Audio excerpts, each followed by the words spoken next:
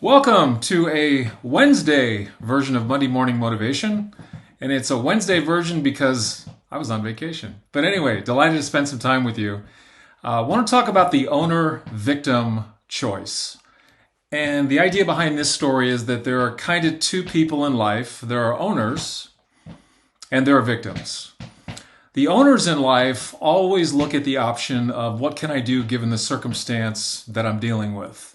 What are my options? What are my opportunities? Who can I talk to? What can I read? What can I research? How do I choose to think about this? Owners always look at life as a choice. Their options, their opportunities, what they choose to do, how they grow, where they go. Victims, on the other hand, tend to look out the window at what's out there and what isn't fair. It isn't fair is a common statement of a victim. It isn't fair, it isn't right. They're not fair, they're not right. They haven't treated me well.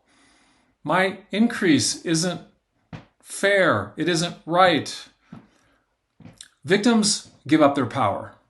Victims rarely make decisions. Owners always make decisions. Owners often say, given the circumstance that I'm dealing with, what can I create?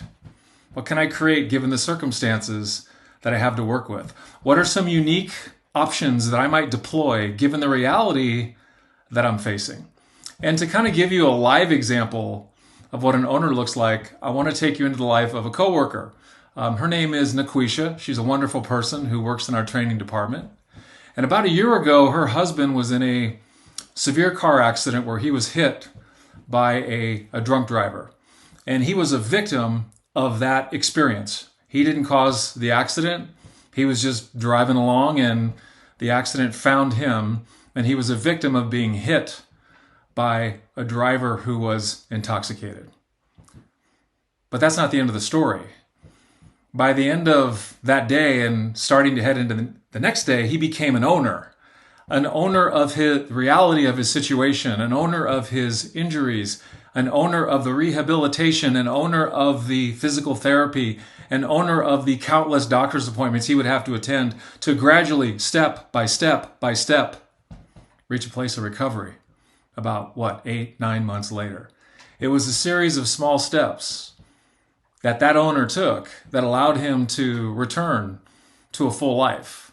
Now, he does have some remnants of it.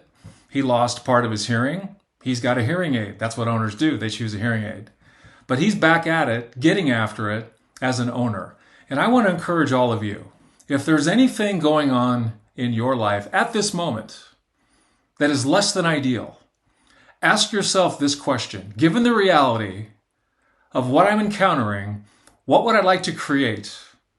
What would I like to do that would be a way of taking a step forward, of responding to the reality that I face and stepping forth? I would like to promise you, in every circumstance, there is always going to be something that you and I can do as owners to make things better. And I want to wish you well in considering what your next ownership move is going to be. Thank you, everybody. Have a great week.